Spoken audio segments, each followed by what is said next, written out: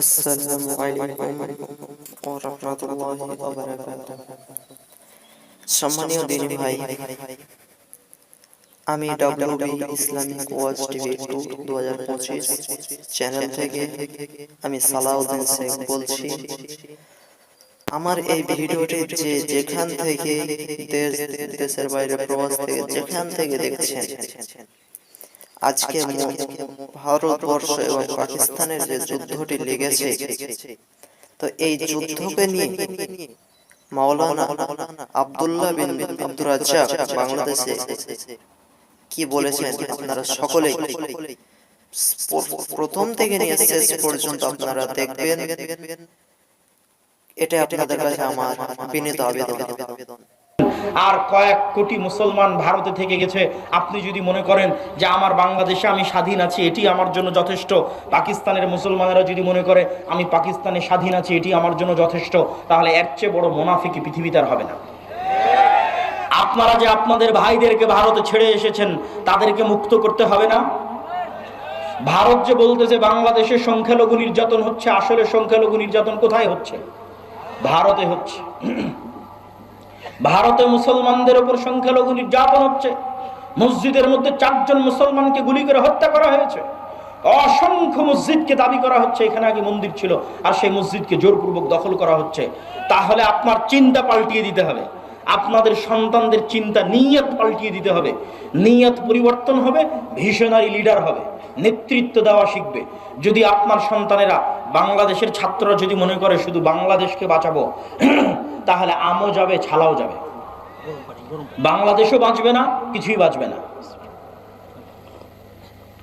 আর যদি বাংলাদেশের মানুষেরা মনে করে যে বাংলাদেশ তো বাঁচাবো বাঁচাবো, ভারতে অত্যাচারিত মাজলুম মুসলমানদেরকেও বাঁচাবো ইনশাআল্লাহ, তাহলে আপনি ভিশনারি লিডার হয়ে গেলেন, আপনি নেতা হয়ে গেলেন। আপনার লক্ষ্য দূরদৃষ্টি সম্পন্ন।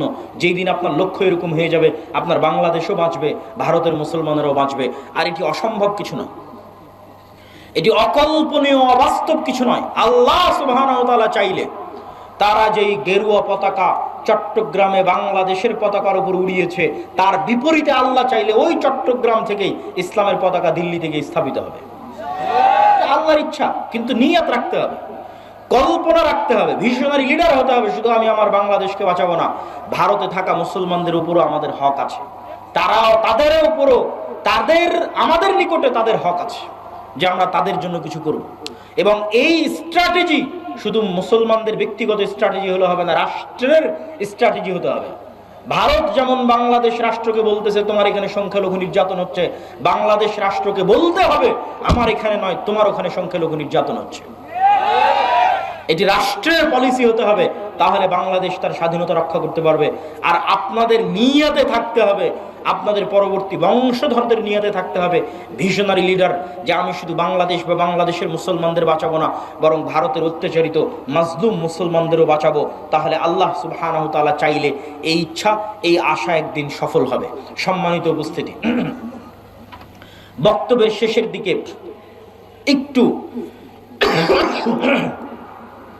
বর্তমান সরকারের উদ্দেশ্যে আমাদের শুধু একটি দাবি, সংক্ষিপ্ত একটি দাবি, সেটি হচ্ছে আপনারা রাষ্ট্র সংস্কারের নামে যেটি করছেন করেন, রাষ্ট্রের কল্যাণের জন্য যা ভালো মনে করবেন করেন, কিন্তু রাষ্ট্রের সংবিধানে যেন ইসলাম বিরোধী কোনো কিছু স্থান না পায়। সেকুলারিজমের নামে, ধর্মনিরপেক্ষ মতবাদের নামে বাংলাদেশের মুসলমানদের ইসলামিত্বকে ধ্বংস করার চেষ্টা করা যাবে না। বাংলাদেশের স্বাধীনতার একমাত্র রক্ষা কবচ হচ্ছে ইসলাম। অতএব রাষ্ট্রের মূল পলিসির মধ্যে অন্তর্ভুক্ত করতে হবে, সংবিধানের মূল পলিসির মধ্যে অন্তর্ভুক্ত করতে হবে যে ইসলাম বিরোধী কোনো কিছু এই সংবিধানে এবং এই রাষ্ট্রে বাস্তবায়ন হবে না। দ্বিতীয়ত, যে সমস্ত মুসলমানেরা চায় যে তারা শরিয়া অনুযায়ী ফায়সালা নিবে, তাদের জন্য আলাদা শরিয়া কোর্ট স্থাপনের সুযোগ দিতে হবে। যারা চাইবে সেকুলার সিস্টেমে ফায়সালা নিবে, কিন্তু যে সমস্ত মুসলমান চাইবে শরিয়া অনুযায়ী ফায়সালা নিবে, তাদের জন্য আলাদা শরিয়া কোর্টের ব্যবস্থা রাখতে হবে। আর রেড লাইন কি, লাল দাগ কি? যেহেতু এনজিও সরকার, এই জন্য এই রেড লাইনের কথা বলতে আমরা বাধ্য। সেটি হচ্ছে LGBTQ, সমকামিতা। এটি হচ্ছে রেড লাইন। যদিও এখন আমেরিকায় যারা ক্ষমতায় এসেছে, ডোনাল্ড ট্রাম্প এবং ইলন মাস্ক, তারা নিজেরাও সমকামিতা এবং পরিবার বিরোধী কার্যকলাপের বিরোধী। ইলন মাস্ক নিজে পরিবার বিরোধী কার্যকলাপের শিকার, টুইটারের মালিক। ইলন মাস্কের ছেলে তার বাপকে হুমকি দিয়েছে যে আমাকে যদি ছেলে থেকে মেয়ে না করা হয় আমি আত্মহত্যা করব। ইলন মাস্ক তার ছেলের জীবন বাঁচাতে তাকে অপারেশন করে মেয়ে হওয়ার সুযোগ দিয়েছে, এবং সেই দিন ইলন মাস্ক ঘোষণা দিয়েছে যে আমার ছেলে মারা গেছে, জীবিত থাকা অবস্থায় মারা গেছে, মারা যায়নি, এখনো জীবিত আছে। কিন্তু ইলন মাস্ক বলছে আমার ছেলেকে নষ্ট করে দিয়েছে, ধ্বংস করে দিয়েছে, হত্যা করে দিয়েছে এলজিবিটি কিউ। এই জন্য এলজিবিটি কিউ এর বিরুদ্ধে লড়াই করার জন্য টুইটার ক্রয় করে নিয়েছে। আর এলজিবিটি কিউ এর বিরুদ্ধে লড়াই করার জন্য ডোনাল্ড ট্রাম্পের সাথে সম্পৃক্ত হয়ে রাজনীতিতে অংশগ্রহণ করেছে। আগের যারা ছিল তারা এলজিবিটি কিউ প্রমোটার ছিল, যদিও বর্তমান যারা তারা আবার খ্রিস্টানের দিক থেকে কট্টর হবে। মানে মুসলমানদের যেমন আমি বললাম হিন্দুরা তাদের দিনে কট্টর, ইহুদিরা তাদের দিনে কট্টর, এরকম খ্রিস্টান কট্টরও আপনি দেখতে পাবেন। কিন্তু অবশ্যই ধার্মিক মানুষ এলজিবিটি কিউ এর জন্য, সমকামিতা, জেনা, ব্যভিচারের জন্য অন্যদের চাইতে ভালো। তো যেহেতু এনজিও সরকার, সেহেতু আমরা